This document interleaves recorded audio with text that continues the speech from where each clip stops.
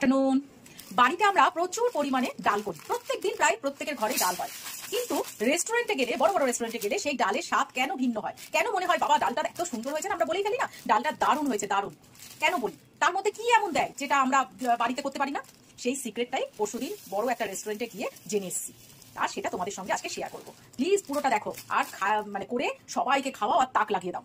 প্রথমে একদম ইকুয়াল কোয়ান্টিটিতে তোমার মুসুর ডাল আর মুগ ডাল নিয়ে নেবো এবং এটাকে খুব সুন্দর করে ভালো করে ধুয়ে নেবো। রেস্টুরেন্টের কিছু কিছু লোক প্রচন্ড পাজি হয়, কিছুতেই তাদের সিক্রেট বলতে চায় না, কিন্তু আমাকে তো চেনে না, সিক্রেট বার করেই ছাড়বো, সে মিষ্টি মিষ্টি কথাই হোক আর চাই হোক। এবার একটুখানি এই ডালগুলো ভিজিয়ে রাখবো ওই 5 থেকে 10 মিনিটের মতো। 15 মিনিট পরে এসে ডালটার পুরো জলটাকে ঝরিয়ে দিলাম। এইবারে ডালের মধ্যে কিছু জিনিস দেবো। এক হচ্ছে কুচি কুচি পেঁয়াজ দেবো, পেঁয়াজটা একটু বেশি পরিমাণে দেবে যাতে খেতে ভালো লাগে। টমেটো দেবো, এখানে দুটো মাঝারি সাইজ, মাঝারি নয় ছোট সাইজের টমেটো আছে। দেবো একটু আদা রসুন পেস্ট, হলুদ, সামান্য একটু রিফাইন অয়েল, সঙ্গে নুন। এবার এটা খুব সুন্দর করে মাখিয়ে নেব। আর একটা জিনিস দেবো, সেটা হচ্ছে তেজপাতা আর কিছু গরম মশলা। এবার বলো তো, কোনোদিন এইভাবে মাখিয়ে মুখিয়ে সুন্দর করে এইভাবে ডাল করেছি কখনো আমরা? আমি তো করিনি, তোমরা করেছো কিনা জানিও। এইবারে জল ঢেলে দিলাম। এবার জলটা দেবো পরিমাণ মতো। পরিমাণ মতো মিন্স একেবারে প্রথমেই একেবারে বিশাল পরিমাণে জল দেবো না, একটু কম জল দেবো, যেটা একটু ভালো করে ডালটা সেদ্ধ হবে, অথচ আমার ডালটাকে নেড়ে কাদা কাদা করতেও সুবিধা হবে। ডালটাকে লো ফ্লেমে গ্যাসে বসিয়ে দিলাম আর একটা ঢাকা দিয়ে দিলাম। এবার ডালটা সেদ্ধ হোক। এইবারে দেখবো ডালটা সেদ্ধ হয়েছে কিনা। এই দেখো ডালটা আমার ভালো মতো সেদ্ধ হয়ে গেছে। এইবারে ডালটা দেখে নিই একবার, হ্যাঁ সুন্দর সেদ্ধ হয়ে গেছে।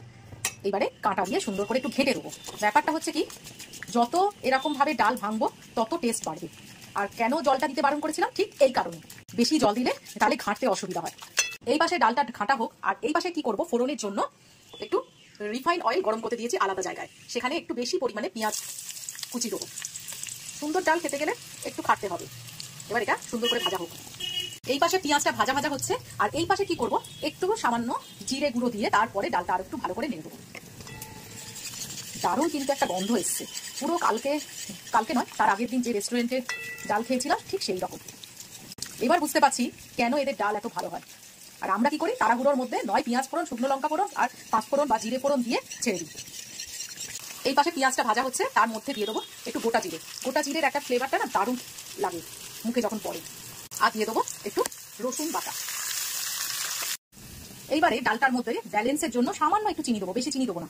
তারপরে জল ঢেলে দেবো, পরিমাণ মতো জল দেবে, যে যেরকম পাতলা খেতে চায়, তবে এটা একটু গাঢ় হলে খেতে ভালো লাগে। ব্যাস, আর জল দেবো না। এইবারে দিয়ে দেবো ফোড়নটা।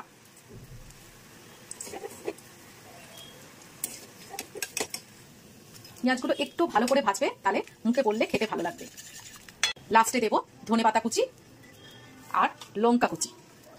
আমি কিন্তু একটু আগে লঙ্কা দিইনি, এই এখন দেবো। এবার বলো, এই ডাল কে বলবে না যে আমার অনেকটা ভাত উঠে যাবে এই ডাল দিয়ে খেয়ে? কে বলবে না বলো? সত্যি দারুণ গন্ধ আসছে কিন্তু। তো এরকম ভাবে করে আমাকে কমেন্ট বক্সে জানিও কোনোদিন যে কেমন লাগলো তোমাদের। আমিও এই প্রথম করলাম। তো টাটা।